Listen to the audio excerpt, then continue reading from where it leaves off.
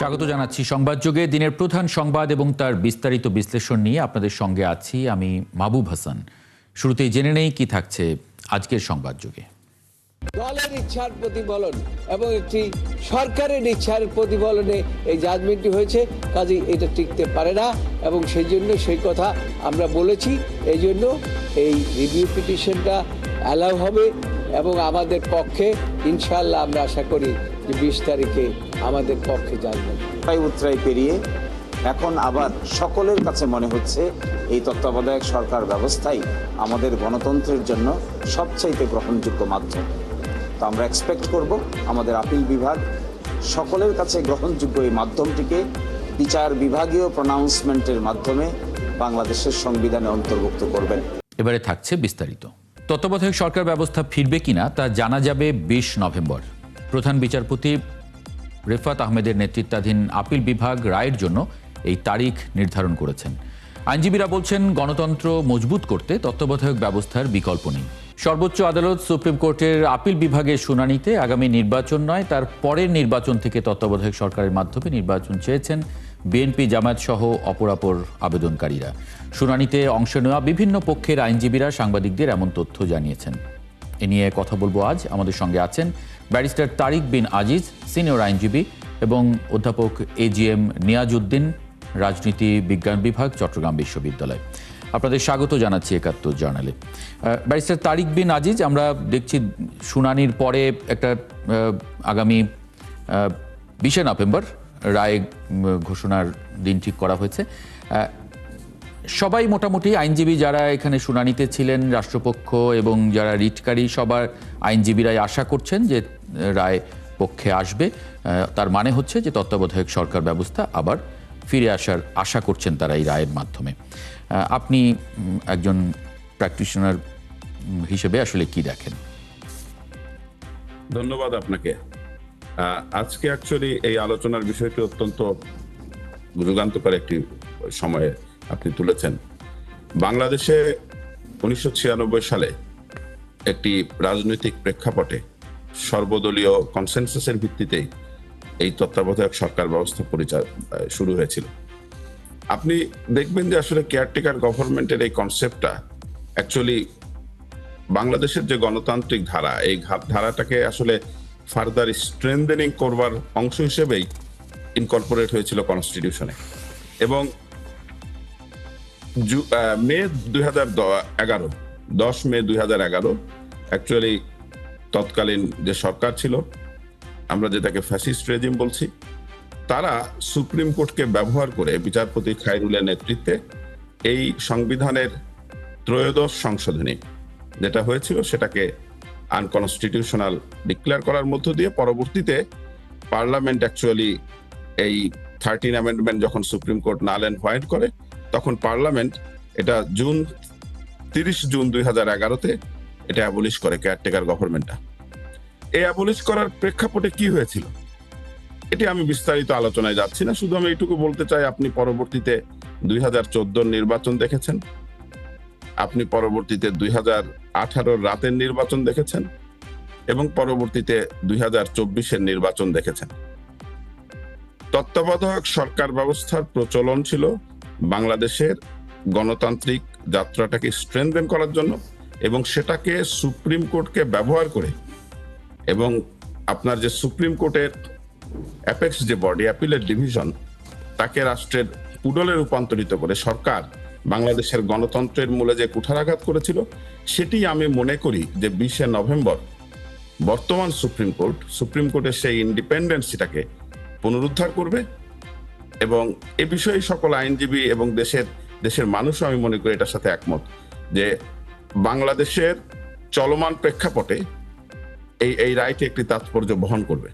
তো সুতরাং 13th amendment যেটা পরবর্তীতে 15th অ্যামেন্ডমেন্টের মধ্য দিয়ে নাল এন্ড অ্যাবলিশ করা হয়েছিল, সেই জায়গা থেকে দাঁড়িয়ে আজকে আমাকে একটা জিনিস বুঝতে হবে যে প্রেক্ষাপটে সুপ্রিম কোর্ট তখন এই রায়টা দিয়েছিল, তারা বলেছিল যে এটা কনস্টিটিউশনের বেসিক স্ট্রাকচারকে ডিমিনিশ করে।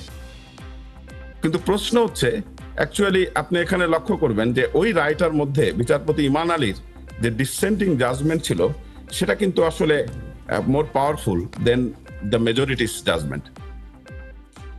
জাস্টিস ইমান আলী সেটাতে একটা সুন্দর কথা বলেছিলেন যে এটা আসলে ডেমোক্রেসিকে ফ্রি, ফেয়ার এবং ইম্পার্শিয়াল ইলেকশন প্রক্রিয়ার মধ্য দিয়ে ডেমোক্রেসিকে আসলে স্ট্রেনথেন করছে এবং সংবিধানের বেসিক স্ট্রাকচারকে এটা আসলে ক্ষতিগ্রস্ত করছে না। পক্ষের যুক্তিটা ছিল যে একটা স্বল্পকালীন সময়ের জন্য একটি অনির্বাচিত সরকার অ্যাকচুয়ালি রান করছে, এটা তো কনস্টিটিউশনের সাথে সাংঘর্ষিক। কিন্তু আমি মনে করি যে রাষ্ট্রবিজ্ঞানী যারা আছেন, প্রফেসর নিয়াজউদ্দিন সাহেব উনি বলবেন এই বিষয়টা, কিন্তু আমি যেটা মনে করি যে আইনের দৃষ্টিভঙ্গিতে আসলে সংবিধানের মূল উদ্দেশ্যটা কি? সংবিধানের মূল উদ্দেশ্য ছিল যে বাংলাদেশের এই রিপাবলিকের মানুষের যে উইল সেটা অলওয়েজ আপহোল্ড হবে এবং এই আপহোল্ডের কাজটা করবে রাষ্ট্রের তিনটা মেন অর্গান, সেটা হচ্ছে এক্সিকিউটিভ, জুডিশিয়ারি এন্ড পার্লামেন্ট। তো এই অর্গানগুলোকে অ্যাসিস্ট করবার একটা অংশ হিসাবে যে তত্ত্বাবধায়ক সরকার আসছিল, যেটা জনগণের যে রিপাবলিকের জনগণের যে ম্যান্ডেট, এই ম্যান্ডেটটা যাতে সঠিকভাবে হয়, ফ্রিলি হয় এবং ফেয়ারলি হয়। সে কারণে আমি মনে করি যে 1996 বিএনপি গভর্নমেন্টের সময় অ্যাকচুয়ালি তত্ত্বাবধায়ক সরকারের যে যুগান্তকারী পদক্ষেপটা শুরু হয়েছিল, এটা আসলে বাংলাদেশের গণতান্ত্রিক ইতিহাসে একটি মাইল ফলক ছিল এবং এটা আবার মানে রায়ের মাধ্যমে ফিরে আসবে সেরকমটি আশা করছেন? আমি আশা করছি যে 20 তারিখে সুপ্রিম কোর্টের অ্যাপিলেট ডিভিশন যে রায় দেবেন, আমি দৃঢ়ভাবে বিশ্বাস করি যে অ্যাকচুয়ালি আগের সুপ্রিম কোর্টের জাজমেন্টে আপনি অ্যানালাইজ করলেও দেখবেন সেটি আসলে সংবিধানের যে ব্যাখ্যা তারা দিয়েছেন সেই ব্যাখ্যার আলোকে এটা স্থিতিশীল হতে পারে না। সে কারণে ন্যায়পরায়ণতার স্বার্থেও সুপ্রিম কোর্টের অ্যাপিলেট ডিভিশন তার ইন্ডিপেন্ডেন্সিটাকে পুনরুদ্ধার করা এবং রাষ্ট্রের ডেমোক্রেসিকে স্ট্রেনথেন করবার স্বার্থে এই বিষয়টি এই পূর্বের রায় থেকে তাদের সরে আসা দরকার, এক। আর 2 নম্বর হচ্ছে যে এই রায়ের ক্ষেত্রে আরেকটি ইম্পর্টেন্ট ম্যাটার আছে যে আমাদের আগামী ফেব্রুয়ারিতে নির্বাচন। এই নির্বাচন কিন্তু এটা নিয়ে আমি আপনার কাছে একটু বিস্তারিত জানতে চাইবো, একটু আসবো যে সেখানে কোনো আইনি আমি জাস্ট এক লাইন বলি। এই কারণে এই মুহূর্তে এই রায়ের মধ্যে সুপ্রিম কোর্ট আমি মনে করি অবশ্যই এই দিক নির্দেশনা দেবেন যে আইনের এই রায়ের প্রসপেক্টিভ এফেক্ট দিবেন, অর্থাৎ মানে কবে থেকে এটা কার্যকর হবে, কোন সময় থেকে কার্যকর হবে। হ্যাঁ, মানে সেটা ওই যে রিটকারীর আইনজীবী সেটা চেয়েছেন একটা, এবং সেটাই আইনের শাসনের সাথে সাযুজ্যপূর্ণ। জি জি। অধ্যাপক নিয়াজউদ্দিন, ব্যারিস্টার তারিক বিন আজিজ যে প্রসঙ্গটি একটু তুলেছেন যে আইনের বাইরেও যে রাষ্ট্রবিজ্ঞানের ভাষায় বা রাষ্ট্রীয় ব্যবস্থাপনায় এই যে গণতন্ত্রে বা নির্বাচিত একটি সরকার, তারপরে একটা তত্ত্বাবধায়ক সরকার আসা, যেটি আসলে ব্যারিস্টার তারিক বিন আজিজ বলছিলেন যে আমাদের যে 3টি মেইন অর্গান তাদেরকে সাহায্য করার জন্য গণতন্ত্রায়নে মানে আরও স্ট্রেনথেন করার জন্য এই সহায়ক শক্তি হিসেবে আসেন তত্ত্বাবধায়ক হয়ে, সেই জায়গায় রাষ্ট্রবিজ্ঞান কি বলে? ধন্যবাদ। আমরা রাষ্ট্রবিজ্ঞানের ছাত্র হিসেবে আমরা যে অভিজ্ঞতা অর্জন করছি, বাংলাদেশের রাজনীতির যে বিবর্তন দেখছি এবং আমাদের এই যে ব্যারিস্টার মহোদয় উনি যে ব্যাখ্যা করলেন সেটাকে আমরা এভাবে দেখতে পারি। দেখেন, তত্ত্বাবধায়ক সরকার ব্যবস্থাটা কেন এখানে প্রবর্তন হয়েছিল, যে দলীয় সরকারের অধীনে নির্বাচন সুষ্ঠু করা যায় না এবং তার প্রেক্ষিতে কিন্তু তত্ত্বাবধায়ক সরকার একটা জনদাবিতে পরিণত হয়ে এটা কার্যকর হয়। কিন্তু দেখা গেল যে এই 2011 সালে তৎকালীন আওয়ামী লীগ সরকার তারা যেটা করলেন, এই তত্ত্বাবধায়ক সরকারের এবং এই 15th অ্যামেন্ডমেন্টের মধ্যে দিয়ে বাতিল করে দিল। এবং এই বাতিল করার যে যুক্তি এবং যুক্তির অর্থাৎ যে কারণে দলীয় সরকারের অধীনে নির্বাচনের আয়োজনে যে নিরপেক্ষতা এবং গ্রহণযোগ্যতার যে সমস্যা, সেটাকে আমরা কতটুকু অ্যাভয়েড করতে পারছি, আমরা যে ফিরে যাচ্ছি, আদালত যে জাজমেন্ট দিয়েছে সেটা যে যৌক্তিকতা, যেই জনগণের উইলকে সামনে রেখে তত্ত্বাবধায়ক সরকার ব্যবস্থা প্রবর্তন করা হয়েছিল, সেই জনগণের উইলকে কি বিবেচনা করা হয়েছে? সেটা কি কোনো গণভোটে গেছে? তো আমরা দেখেছি সেই 15th অ্যামেন্ডমেন্টে গণভোটও বাতিল করে দেওয়া হয়েছে। আমি যেটা পয়েন্ট মেক করছি যে আমরা এই নির্বাচন আওয়ামী লীগ সরকার বাতিল করার পরে দেখা গেল যে 14 নির্বাচন 18 নির্বাচন, 24 নির্বাচন দলীয় সরকারের অধীনে নির্বাচন হলো, এবং সেটা পরিপূর্ণভাবে প্রমাণ করে দিল যে দলীয় সরকারের অধীনে নির্বাচন যে সুষ্ঠু তো হয় না, কতটা জঘন্য হতে পারে সেটা আমরা বাংলাদেশের ইতিহাসে এটা একটা কলঙ্কজনক অধ্যায় হিসেবে আমরা দেখছি যে এই 14, 18 এবং 24 নির্বাচন। সুতরাং এই তত্ত্বাবধায়ক সরকার পুনর্ব্যবস্থার যে প্রবর্তন, এটা হচ্ছে এখন তার ঋত গৌরবে ফিরে আসার একটা সময় এখন, যে তত্ত্বাবধায়ক সরকার ব্যবস্থা ফিরে আসবে। কারণ এইটা আমরা দলীয় সরকারের অধীনে নির্বাচনটা আমাদের করতে পারছি না, বারবার ব্যর্থ হয়েছি। এখন রাষ্ট্র চলবে বাস্তবসম্মত নীতির ভিত্তিতে। সেটা কোনটা গণতন্ত্রের পরিপন্থী, যেটা ব্যাখ্যা দিয়েছিল যে সংবিধানের পরিপন্থী। সংবিধান তো মূলত জনগণের আশা আকাঙ্ক্ষার প্রতিফলন ঘটে, এবং এর ভিতরেই জনগণের মতামতের রিফ্লেকশন ঘটে সংবিধানের মধ্যে দিয়ে। তো জনগণ এবং সংবিধান কোনো একটা স্থবির বিষয় না, এটা পরিবর্তনশীল, সময়ের সাথে এটা খাপ খাইয়ে চলে জনগণের আশা আকাঙ্ক্ষার রিফ্লেকশন, সেটাকে সংযোজন করার জন্য, এবং সেখানে সংবিধানের সংযোজন ঘটে, বিয়োজন ঘটে, এটা একটা স্বাভাবিক প্রকৃতি। সুতরাং আমরা বলতে পারি যে এই দলীয় সরকারের নির্বাচনের ব্যর্থতার যে জায়গাটা তৎকালীন সরকার করেছে, এবং যে জায়গায় নির্বাচনী ব্যবস্থাকে নিয়ে গেছে, সেখান থেকে উত্তরণের জন্য তত্ত্বাবধায়ক সরকার ব্যবস্থা একটা অবশ্যম্ভাবী হিসাবে আবারও ফিরে আসছে। মানে এবং আমি মনে রাজনৈতিক করি দলগুলোর জন্য এটা একটা আত্ম উপলব্ধি কিনা? কারণ আমরা জনগণ যে 5 বছরের জন্য তাদেরকে ভোট দিয়ে নির্বাচিত করছি, আমার দেশের সবগুলো হিসাব নিকাশ, ব্যয়, আয় সব কিছু তুলে দিচ্ছি তার হাতে, কিন্তু তিনি নির্বাচনটা ঠিকঠাক করতে পারছেন না, বা অন্যদের আস্থায় আনতে পারছেন না, বিরোধী দলকে বলি বা জনগণেরও। মানে এটা একটা আত্ম উপলব্ধির প্রয়োজনীয়তা আছে কিনা দলগুলোর মধ্যে? অবশ্যই। আমরা যে গণতন্ত্রের চর্চা করছি, সেই আমাদের স্বাধীনতার যে স্বপ্ন, সেখান থেকে এই 55 বছরের যাত্রা, আমরা দেখছি আমাদের রাজনৈতিক দলগুলো এই গণতন্ত্র চর্চার ক্ষেত্রে যে ভূমিকা পালন করার দরকার সেটা তারা করতে পারেনি। এবং 90-এর পরবর্তীতে গণতন্ত্রের যে দ্বিতীয় যাত্রা এবং 2007-8 সালের যে অভিজ্ঞতা, সেখানে আমাদের যে রাজনৈতিক দলগুলোর জন্য শিক্ষণীয় অনেক কিছু ছিল, কিন্তু তারা সেই শিক্ষাটা সেইভাবে কখনোই গ্রহণ করেনি।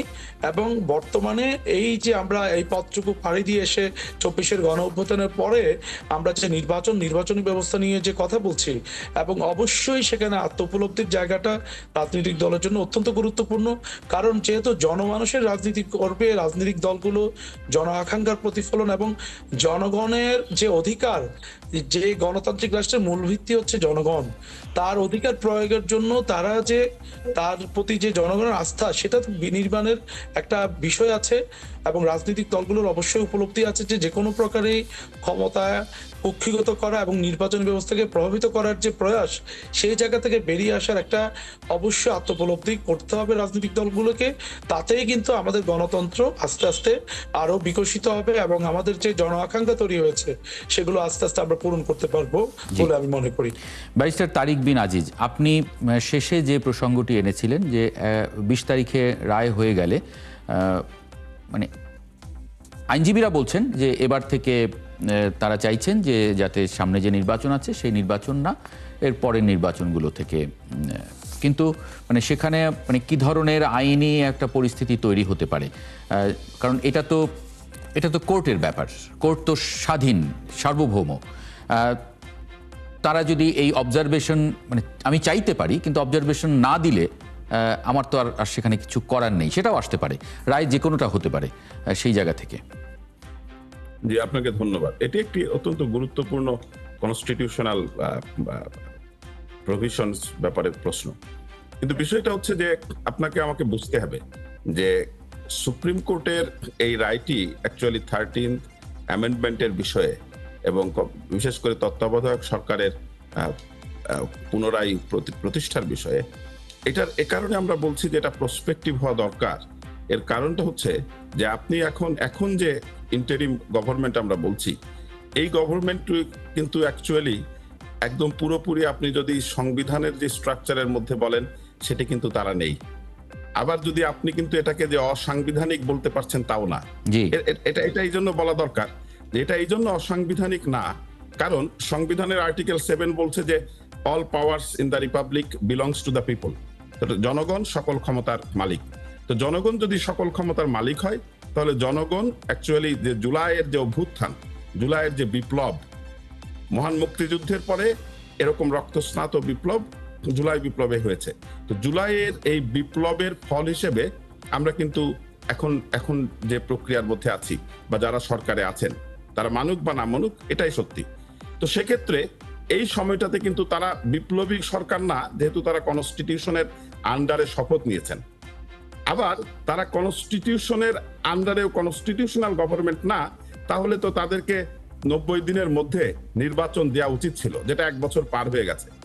তাহলে কি এই সরকারটি অবৈধ? না, এই সরকারের বৈধতা আসলে জুলাইয়ের রক্তের উপরে দাঁড়ায়। এটা জাস্ট লাইক সেই ঐতিহাসিক ম্যাগনা কার্টার মডেলে।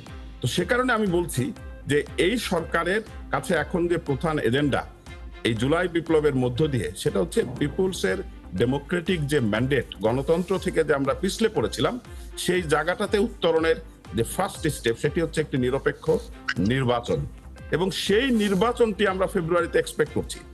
এখন তাহলে আসেন সুপ্রিম কোর্টের এই রায়টি যাতে এই যে জনগণের আকাঙ্ক্ষা, পাবলিকের যে উইল, এই আকাঙ্ক্ষাটাকে ভিন্ন খাতে প্রবাহিত করবার সুযোগ না পায়, সে কারণেই আইনজীবী হিসেবে এবং রাষ্ট্রের একজন নাগরিক হিসেবে আমি মনে করি যে সুপ্রিম কোর্টের অবশ্যই এখানে এই রায়ের পুনঃপ্রবর্তনের বিষয়টি তারা যখন বিবেচনা করবেন, একই সাথে এটা কিভাবে এক্সিকিউট হবে, এবং সেটা ন্যাচারালি অফকোর্স এটা প্রসপেক্টিভ হবে, কিন্তু প্রসপেক্টিভটা কবে থেকে হবে এই বিষয়ে দিক নির্দেশনা প্রয়োজন।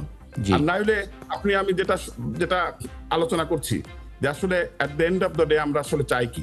আমরা চাই বাংলাদেশের মানুষের ইচ্ছার প্রতিফলন হবে রাষ্ট্র পরিচালনায়, একটি প্রকৃত গণতান্ত্রিক ব্যবস্থার পুনঃপ্রবর্তন। তো সেই গণতান্ত্রিক ব্যবস্থা পুনঃপ্রবর্তনের পথে যাতে বাধাগ্রস্ত কোনো সুযোগ না তৈরি হয়, সে কারণেই আসলে আমরা এক্সপেক্ট করছি যে আমাদের যে সুপ্রিম কোর্ট, যিনি কনস্টিটিউশনে যারা অভিভাবক, তারা এই বিষয়ে অবশ্যই সুচিন্তিত এবং দিক নির্দেশনা দেবেন। তারা কি দেবেন এটা অফকোর্স তাদের অপিনিয়ন। এক্স্যাক্টলি, আমি শুধু বলতে চাচ্ছি যে রাষ্ট্রের বৃহৎ আকাঙ্ক্ষাটা এরকম, তারপরেও যেহেতু এটা তো পুরোটাই আসলে সুপ্রিম কোর্টের ব্যাপার, সুপ্রিম কোর্ট স্বাধীন। জি, বাট আমি দৃঢ়ভাবে বিশ্বাস করি যে তারা তো সুপ্রিম কোর্ট কনস্টিটিউশনের অভিভাবক হিসেবে, সুতরাং জনগণের যে ইচ্ছার প্রতিফলন আর্টিকেল 7 অফ দি কনস্টিটিউশন, সেটাকে মাথায় রেখেই থাকবেন বলে আমি মনে করি যে তারা এই এক হচ্ছে এই তত্ত্বাবধায়ক সরকার পুনঃপ্রবর্তন করবেন এবং সেটিকে প্রসপেক্টিভ অবস্থান দিবেন। আরেকটি বিষয় আমি আজকে প্যারালালি অ্যাড করতে চাই, আমাকে শেষ করতে বলা হচ্ছে, সময় শেষ হয়ে গেছে, খেলাযোগ অপেক্ষা করছে। এরপরে অনেক ধন্যবাদ ব্যারিস্টার তারিক বিন আজিজ এবং অধ্যাপক AGM নিয়াজউদ্দিন, আপনাদের দুজনকে যুক্ত হবার জন্য আজকে সংবাদযোগে। দর্শক, এই ছিল আজকের সংবাদযোগে। আগামীকাল ঠিক রাত 10টায় আবারও দেখা হবে নতুন কোনো বিষয় এবং তার বিশ্লেষণ নিয়ে। ৭১-এর সঙ্গে থাকুন।